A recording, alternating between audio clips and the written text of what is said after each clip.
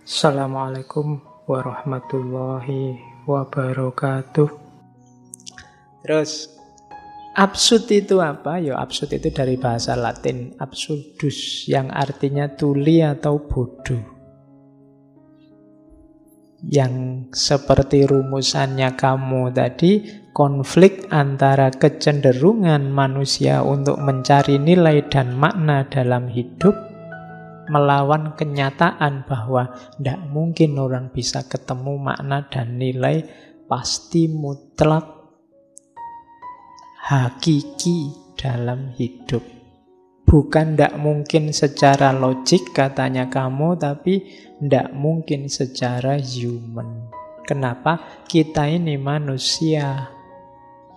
Kalau pakai bahasa agama mungkin manusia itu terbatas. Tidak mungkin dia ketemu yang tidak terbatas, yang mutlak, yang ultimate, humanly impossible. Secara manusiawi tidak mungkin, tidak cuma secara logika. Jadi nanti akhirnya dikenal aliran absurdisme. Satu aliran filsafat yang menyatakan bahwa upaya manusia untuk menemukan makna, ya terserah istilahnya apa, makna batin lah, makna dalam lah, makna yang tinggi lah, ultimate lah, puncak lah, monggo, tapi pasti akan gagal. Tidak akan ketemu. Sehingga sifatnya absurd. Ya kayak tadi, absurd itu hanya dalam konsep. Canggih kalau didengarkan, rapi kalau dipahami, tapi dengan kenyataan itu selalu ketemu pengecualian-pengecualiannya. Karena dunia ini kayak orang main bola. Bola itu arahnya kemana, datangnya dari mana, tidak bisa diramal. Oke, tidak jaminan kalau Barcelona melawan PSS Sleman misalnya pasti menang Barcelona, itu tidak jaminan. Ya kalau Allah menghendaki kan gitu maumu kan. Jadi ya bisa aja yang menang PSS. Mungkin Barcelona ini tadi bingung iki bal-balan opo gini. Terus dia malah kalah. Bisa begitu. Hidup ini absurd memang. Jadi tidak usah kaget kalau klub idolamu yang kamu jago-jagokan kok kalah. Alasannya gampang, ya hidup ini memang absurd. Ya, jadi santai saja, kamu tidak perlu galau. Oke. Nah, tadi kan feeling. Absurd itu yang kamu rasakan. Dari mana sih munculnya perasaan absurd itu? Yang pertama, konflik tadi ya, antara dunia manusia dengan pikirannya dan situasi dia yang tidak bisa lepas dari dunia. Kamu punya ideal-ideal, sementara kamu tidak bisa lepas dari kenyataan hidupmu yang tidak cocok sama ideal yang kamu canangkan. Toh kamu tetap mati-matian berpegang pada ideal-idealmu. Nah, itu namanya absurd. Jadi ada clash antara cita-citamu dengan kenyataan. Pinginmu sih jadi dokter, kok yo daftar kuliah keterimanya di UIN Usuluddin misalnya. Itulah tabrakan sama sekali itu. Iya, wis ndak bisa gimana lagi, Bu. Kamu ngotot yang penting saya jadi dokter apa ya bisa. Ya paling mentok jadi dukun. Iya. Loh itu yang disebut absurd oleh ya. Kita kan inginnya ya contoh gampang misalnya sistem pemerintahan kita pakai demokrasi biar A, B, C, D. Nanti mungkin banyak anomali dalam kenyataannya. Dan itu biasa karena memang dunia itu absurd. enaknya hidup itu gini loh Pak, bla bla bla bla. Tapi dalam kenyataannya pasti nanti geser, tidak sesederhana itu. Itulah nanti dari situ muncul perasaan absurd.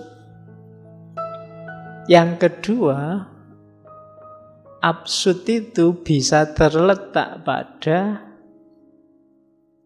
inginmu memahami hidup ini sedalam mungkin, sehakiki mungkin, seluas mungkin, tapi kenyataannya tidak mungkin kamu bisa begitu. Kemampuanmu, wawasanmu, sejauh apa jangkauan ilmumu, ya pasti terbatas. Mau komprehensif tidak gampang. Wong kita ini manusia yang meruang dan berwaktu. Jadi sehingga yang kita pahami ya sejauh jangkauan kita. Itu pun kita merasa inilah hakikatnya hidup. Itu namanya absurd. Yang kamu tahu kebenaran itu ya sejangkau wawasanmu hari ini. Itu pun kamu tetap merasa ya tetap ini Pak yang paling sejati. Padahal tidak. Itulah perasaan absurditas yang kedua.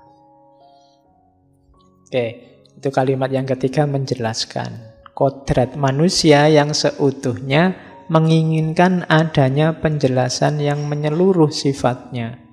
Sementara di lain pihak ternyata dunia telah menyembunyikannya dengan hanya menyajikan penjelasan tersebut setengah-setengah.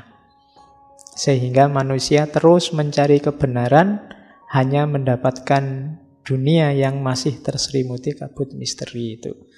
Kalimat-kalimatnya banyak yang puitis karena kamu kan sastrawan. Iya, cuma kalimat kayak gini kamu baca sekali itu susah dipahami. Karena ini juga kan terjemahan. Ya intinya yang tadi bahwa dunia ini misteri, tidak bisa ditebak hanya oleh satu teori. Begitu kamu tebak A, besok dia ganti jadi B.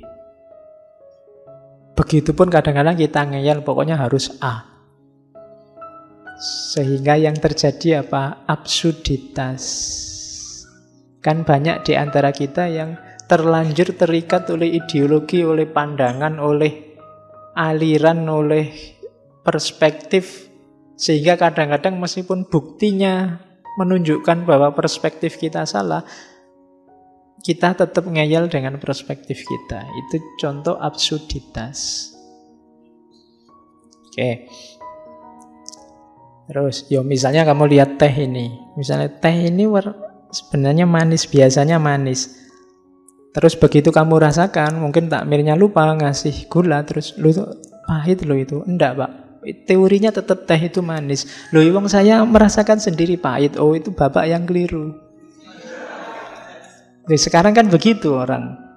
Jadi buktinya jelas, tapi kamu tetap gandolan, kamu tetap pegangan teorimu, perspektifmu yang selama ini kamu anggap benar. Itulah absurditas. Oke, untuk malam hari ini saya cukupkan sekian dulu. Mohon maaf kalau ada yang kurang berkenan, mungkin 1-2 kekurangan apa, mohon dimaklumi. Kalau ada kekhilafan, kealpaan yang teman-teman ngerti benernya seperti apa, ya silahkan disampaikan. Kurang lebihnya mohon maaf. Wallahul muwaffiq, wallahu a'lam bissawab. Wassalamualaikum warahmatullahi wabarakatuh.